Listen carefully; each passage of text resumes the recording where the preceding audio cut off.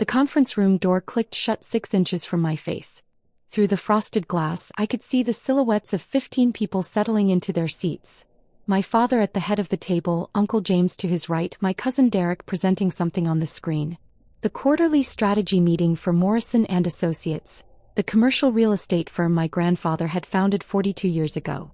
I'd been attending these meetings for 7 years, ever since I'd graduated from business school. Until today. Sarah. My father's assistant, Michelle, touched my arm gently. I'm sorry. He said family only this time. He didn't give me much warning. I nodded, my portfolio bag still in my hand, the quarterly reports I'd spent the weekend reviewing still tucked inside. Did he say why? Michelle glanced at the closed door, lowering her voice. Your cousin Derek is presenting his new development proposal. Something about wanting to keep it confidential until the deal is finalized. Your dad thought it was better to limit the meeting to blood relatives only. I see. I adjusted my grip on the bag. And who's in there besides family? Well, there's your dad, Uncle James, Derek, your Aunt Patricia. Michelle paused, looking uncomfortable. Also Richard Chin from Westfield Capital, Susan Park from the investment committee, and about 8 other external advisors and consultants. But family only, I said flatly. That's what he said. Michelle looked miserable. Sarah, for what it's worth, I think this is ridiculous. You've contributed more to these meetings than half the people in that room. I smiled, the expression not quite reaching my eyes. It's fine, Michelle. If they want family only, that's their choice. I walked down the corridor, my heels echoing on the polished marble floors of the building my grandfather had designed. Morrison and Associates occupied the top 3 floors of the downtown tower. Visible space for a visible company. What wasn't visible was the ownership structure that kept the whole thing running.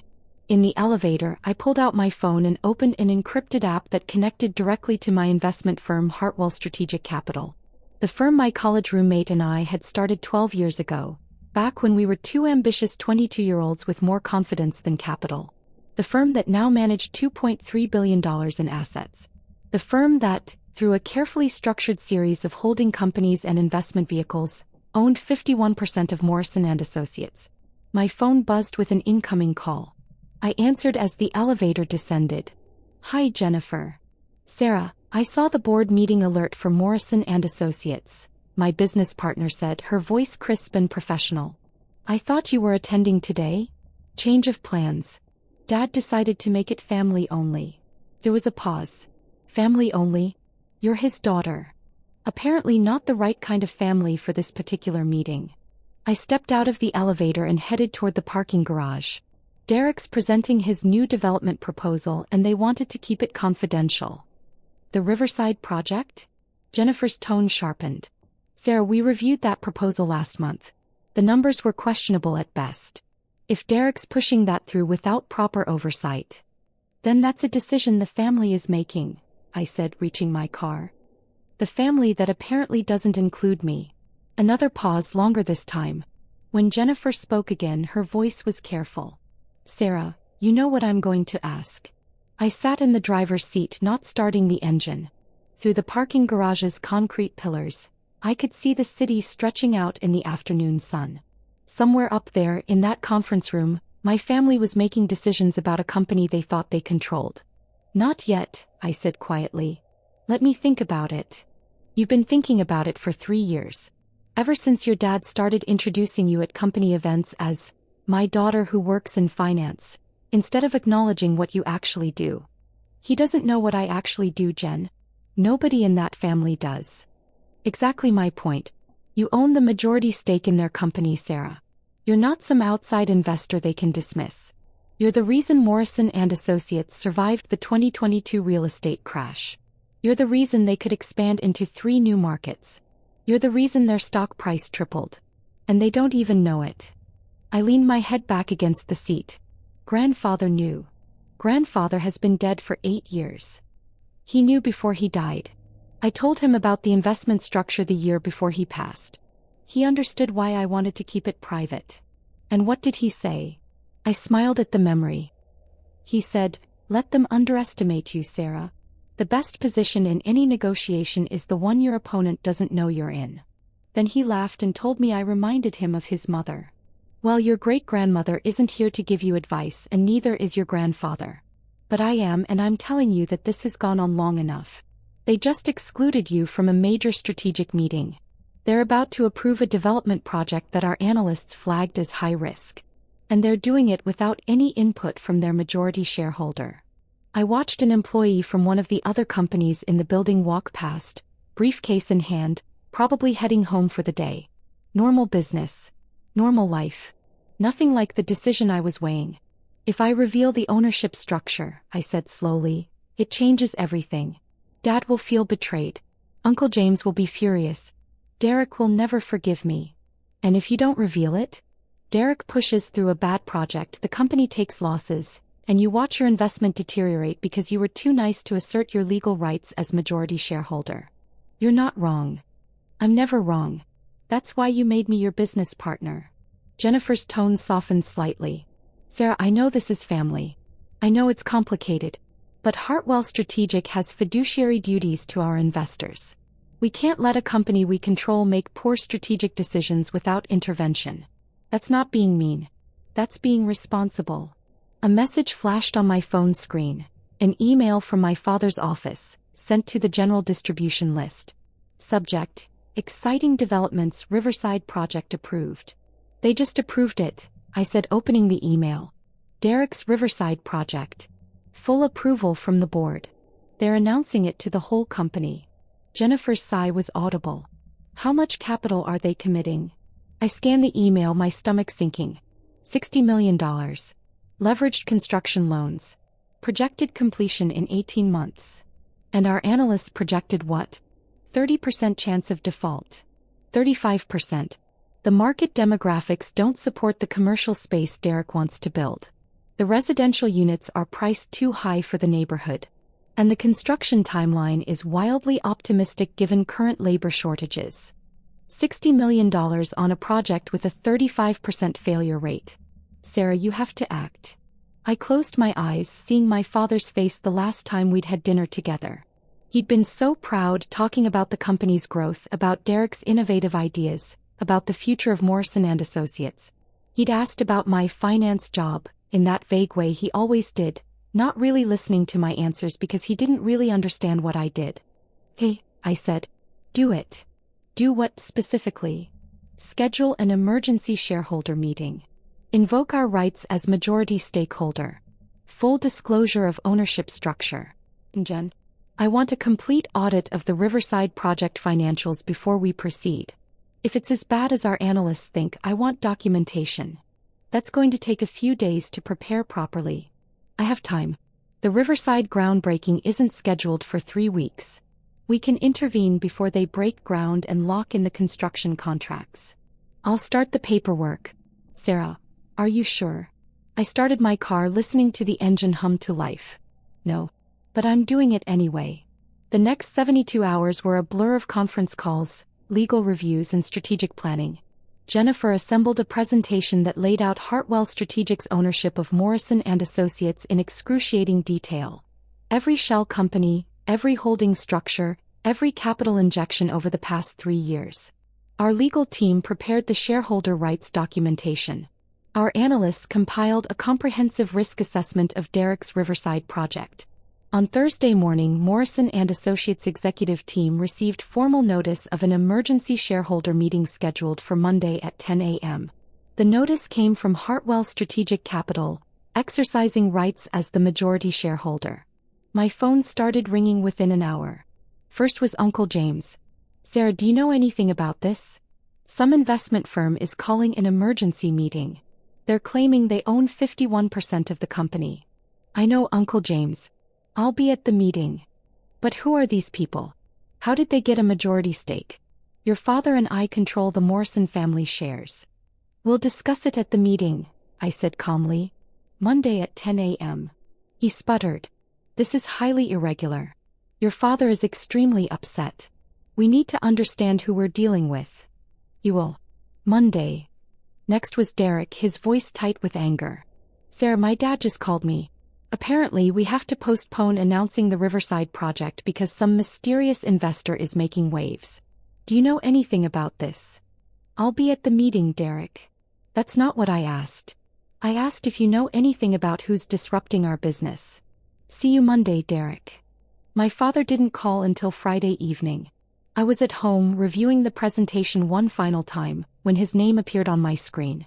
Hi, Dad. Sarah. His voice was strained. I need you to be honest with me. Do you know who Hartwell Strategic Capital is? I set down my wine glass. Yes. And? It's my firm, Dad. Mine and my business partner Jennifer's. We started it 12 years ago. The silence stretched so long I thought the call had dropped. Finally, what do you mean, your firm? I mean, I'm the founder and managing partner of Hartwell Strategic Capital. We manage $2.3 billion in assets. And yes, we own 51% of Morrison & Associates. Another long silence. That's not possible. It's documented in the meeting materials you'll receive Monday morning. But I can walk you through it now if you want. Sarah, how could you own 51% of my company? The Morrison family holdings. We're 67% of the company 8 years ago, Dad. Right after grandfather died. But the company needed capital for expansion and the family couldn't provide it. So Morrison & Associates issued new shares and sought outside investment. Hartwell Strategic provided that capital through a series of structured investments over 3 years. Those investments gave us majority stake. You're saying you bought my company? I'm saying I invested in a company that needed capital. The company that grandfather built. I made sure it survived and thrived. Without telling me. His voice rose. Without telling anyone in the family? I told grandfather before he died. He knew about the investment structure. He approved. My father knew you were secretly buying the company and he said nothing? He didn't see it as secret, Dad. He saw it as strategic. And he understood why I structured it the way I did. Which was what? To humiliate your family? To take control behind our backs. I stood pacing my apartment. No, Dad. To protect the company while staying out of the family politics. You and Uncle James spent 3 years after grandfather's death fighting over every decision. Derek and Aunt Patricia were pushing for aggressive expansion without proper capital reserves. The company was hemorrhaging money and nobody could agree on a solution. So I provided one. By taking control. By investing capital when the family couldn't. By keeping the company solvent during the 2022 crash. By providing the financial backing for every successful expansion you've celebrated over the past 3 years. Morrison & Associates tripled its stock price, Dad. That wasn't luck. That was strategic investment and careful management. Management we didn't know about. Management you didn't want to know about. Every time I tried to offer financial advice, you told me I didn't understand the real estate business. Every time I questioned a decision, Derek told me to stay in my lane. So I got in my own lane. I just happened to own the road. Dad's breathing was heavy on the other end of the line. The meeting on Monday. What's going to happen? We're going to discuss the Riverside project. Our analysts have serious concerns about its viability. As majority shareholder, Hartwell Strategic has the right to review and approve major capital expenditures. You're going to block Derek's project. I'm going to present a risk assessment and ask for proper due diligence before committing $60 million to a development with a 35% projected failure rate. Derek has been working on this for 8 months. Derek has been working on his vision for 8 months. He hasn't been working on the financial fundamentals. The market analysis is flawed, the pricing is unrealistic, and the construction timeline is fantasy. If Morrison & Associates proceeds with this project as currently structured, it will likely fail. And I'm not going to watch grandfather's company lose $60 million because nobody wants to hurt Derek's feelings. So you wait until we exclude you from one meeting and then you drop this bomb? This is revenge, Sarah. No, Dad. This is consequence. You excluded me from a meeting where major strategic decisions were being made. You called it family only, while inviting external consultants and advisors. You made it clear that I wasn't part of the family that matters. So I'm participating in my other capacity, as the majority shareholder. That's not revenge. That's business. Sarah. I'll see you Monday, Dad. Bring your questions. Bring your concerns. But also bring your willingness to look at actual data instead of just family loyalty. I ended the call and sat back down, my hands shaking slightly. Jennifer had been right, there was no going back from this. Monday morning would change everything. The weekend was quiet. No more calls from family. No texts. Just silence. Monday morning arrived cold and clear. I dressed in my most conservative business suit, navy blue, professional, projecting exactly the image I wanted. Serious investor, not apologetic daughter. Jennifer met me in the lobby of the Morrison & Associates building. Ready? No. But we're doing it anyway. That's my Sarah. We rode the elevator up to the executive floor. Michelle was at her desk, her eyes widening when she saw me. Sarah, your father asked me to tell you the meeting is in the main conference room. I know. Thanks, Michelle. The conference room was already full when we entered. My father at the head of the table, his face carefully neutral. Uncle James beside him, looking like he'd aged 5 years over the weekend.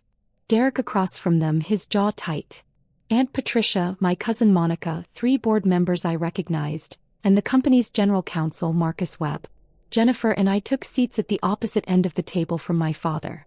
I set up my laptop and connected to the display screen.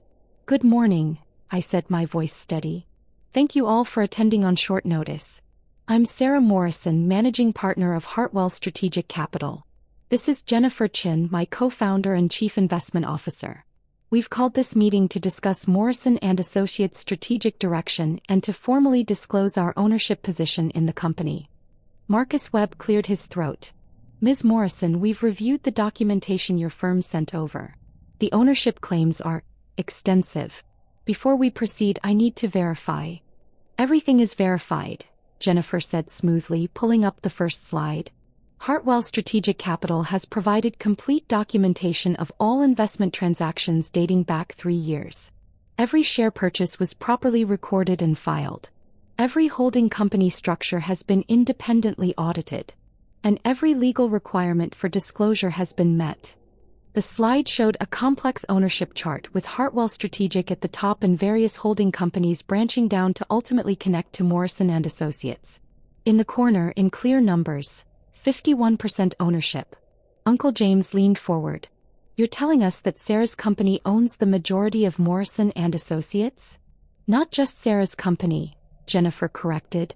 Hartwell Strategic Capital is a properly registered investment firm with $2.3 billion in assets under management. We have institutional investors, pension funds, and high-net-worth individuals as clients. Our ownership of Morrison & Associates was structured as a standard private equity investment. There's nothing standard about secretly buying a family company, Derek said, his voice sharp. I looked at him directly. We didn't buy it secretly, Derek. Every share purchase was properly documented and filed with the SEC. The Morrison family received quarterly reports from the company showing the evolving ownership structure. If you didn't read those reports, that's not a secrecy problem. That's a diligence problem. But you never told us it was you, Aunt Patricia said. You hid behind corporate structures. We use standard investment vehicles, Jennifer interrupted.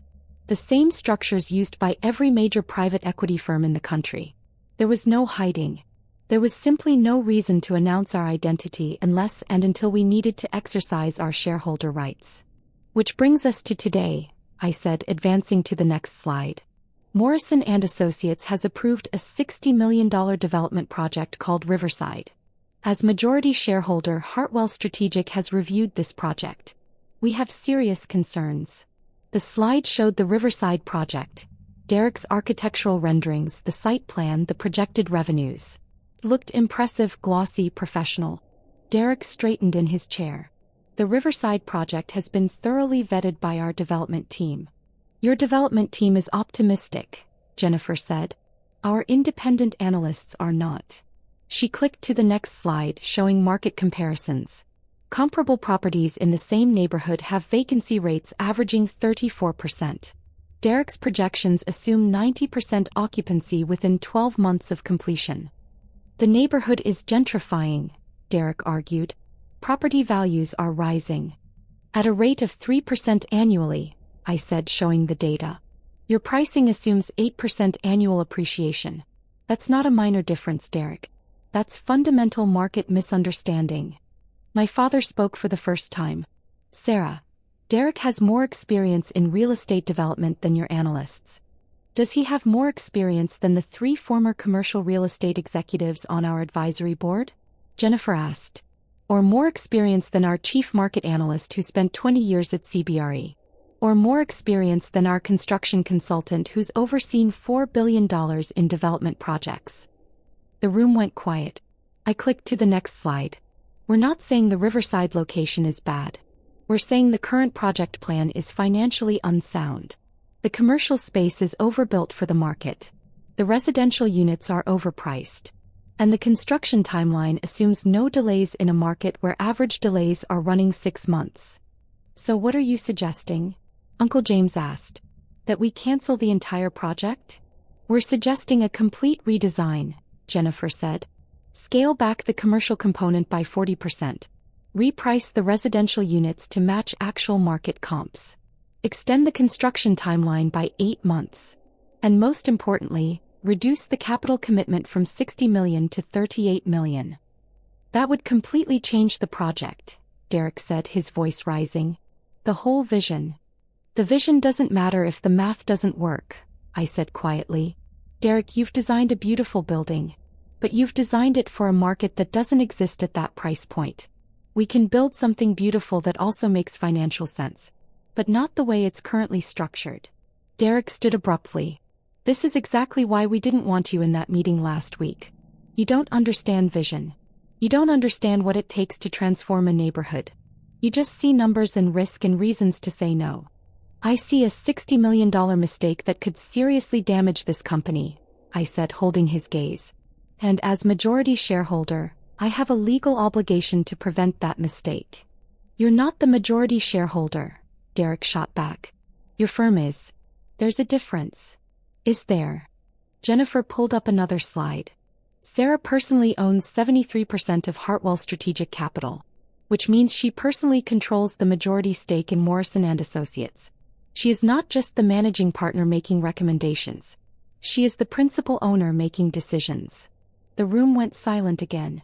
I watched my father's face as he processed this information, watched the realization sink in.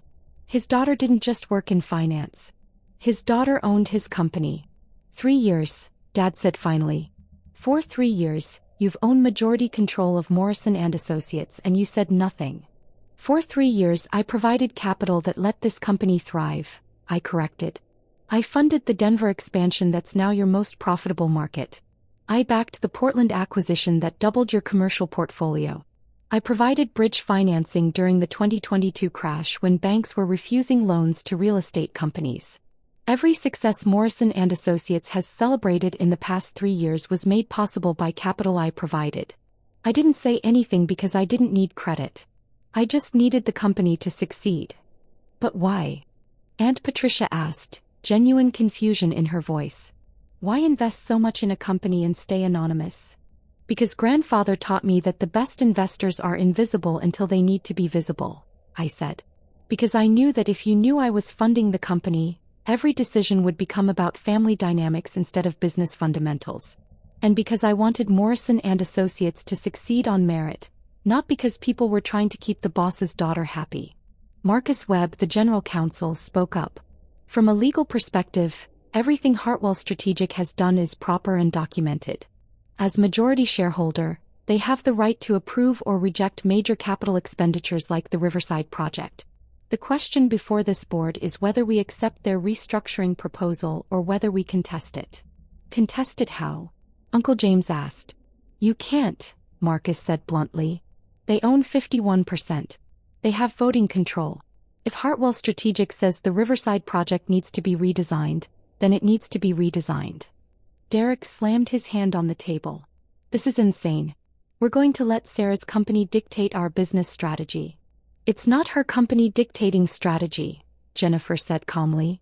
It's the majority shareholder exercising standard governance rights. This happens in every public and private company in America. The difference is that most majority shareholders don't have personal relationships with management. That's exactly the problem, Derek said. She's using business authority to settle personal grudges. We excluded her from one meeting so she pulls out the nuclear option? That's not governance. That's revenge. I stood, pulling up the final slide. Derek, if I wanted revenge, I would have waited until after you broke ground. I would have let you commit $60 million in lock-in construction contracts. I would have watched the project fail and then I would have removed you from the company. But I didn't do that. Instead, I'm intervening before money is wasted. I'm proposing a redesign that could actually succeed.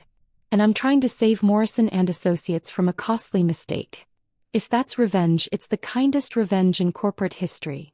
Dad stood as well. Sarah, I need to understand something. When you started this firm 12 years ago, was this always the plan? To take over my company? No, Dad. 12 years ago, I was just trying to survive in a brutal industry. I was building relationships, learning markets, making smart investments. Morrison and Associates wasn't even on my radar. So when did it get on your radar?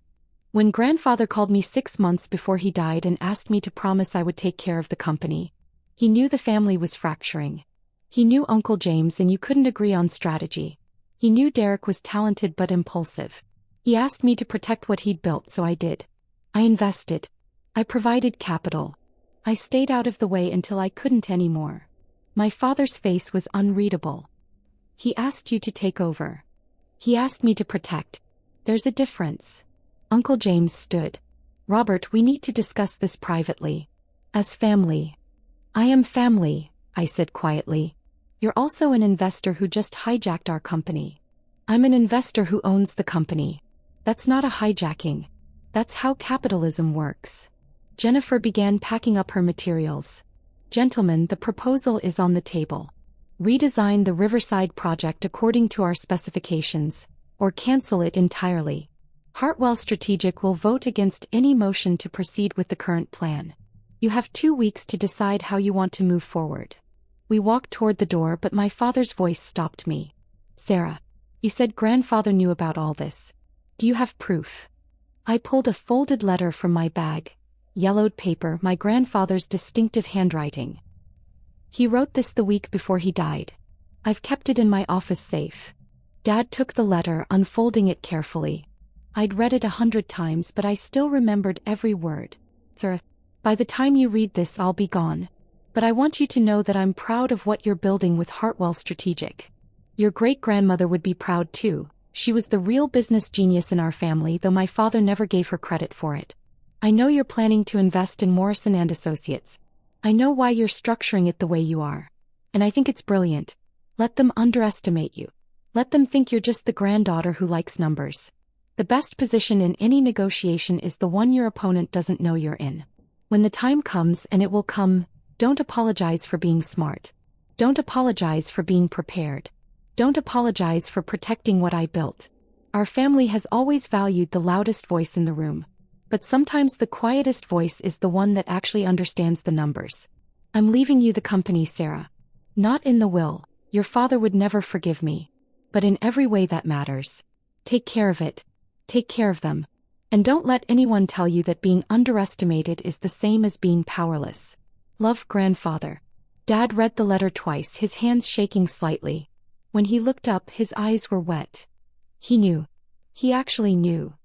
He understood what I was doing. And why. He left you the company.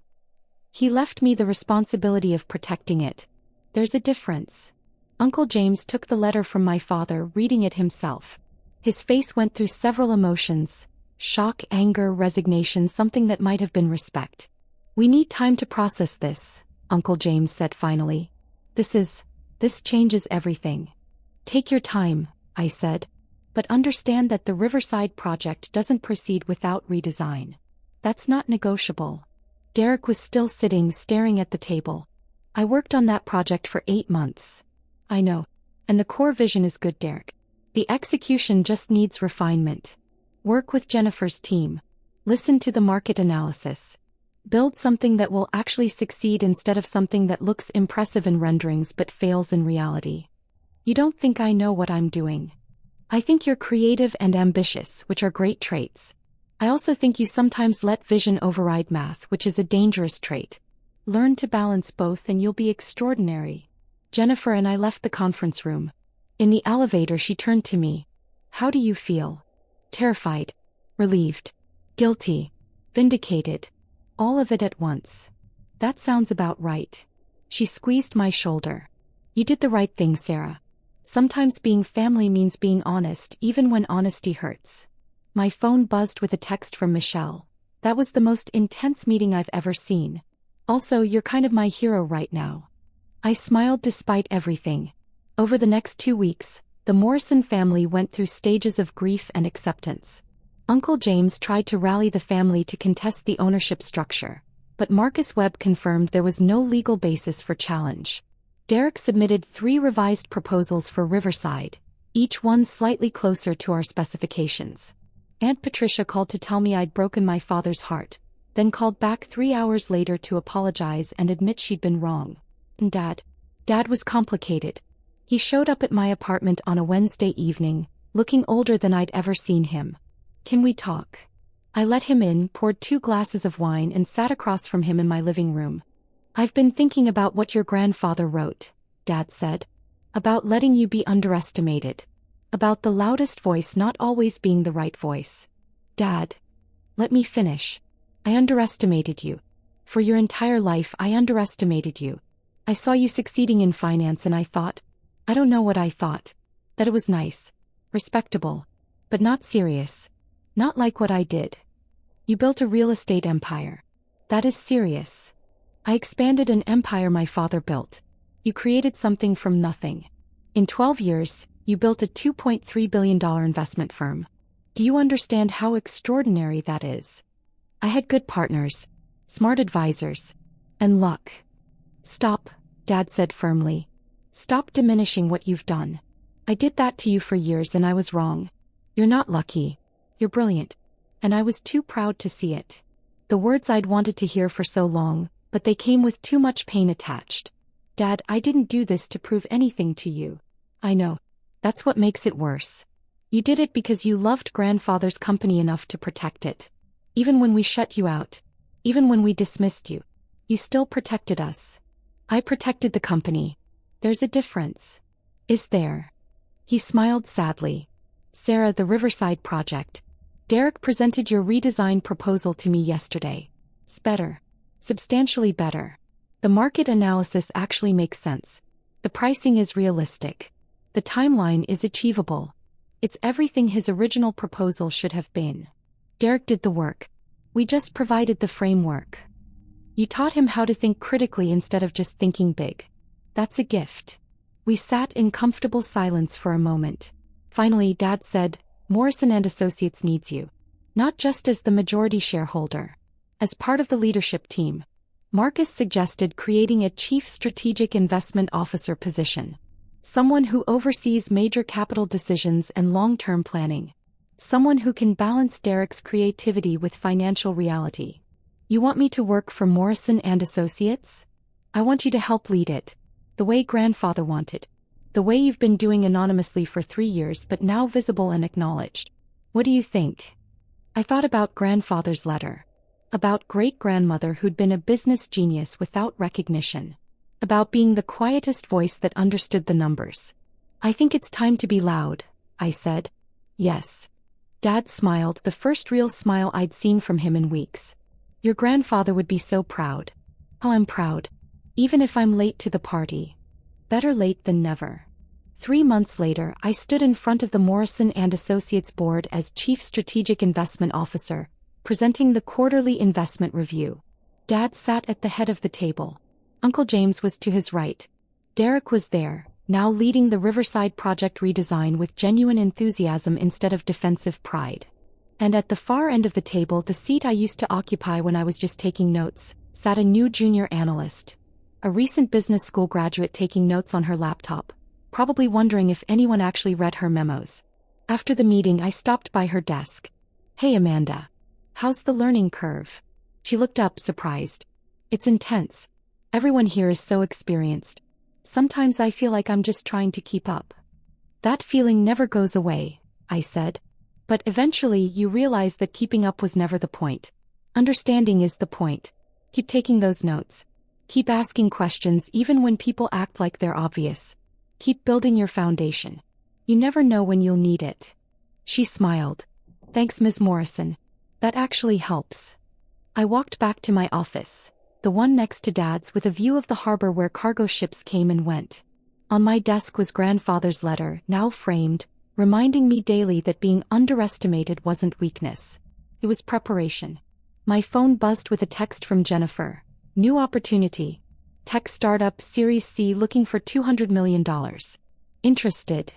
I typed back, send me the fundamentals. But Jen, make sure they know who they're dealing with upfront this time. Where's the fun in that? The fun is in building something that lasts. Surprise reveals are overrated. Says the woman who just spent 3 years as a secret majority shareholder. Exactly. I learned my lesson. Transparency is underrated. Through my office window I could see the Morrison and Associates sign on the building across the street. Grandfather's legacy now mine to protect. Not from the shadows anymore but in full view. The quietest voice had finally learned to speak. And the family was finally learning to listen.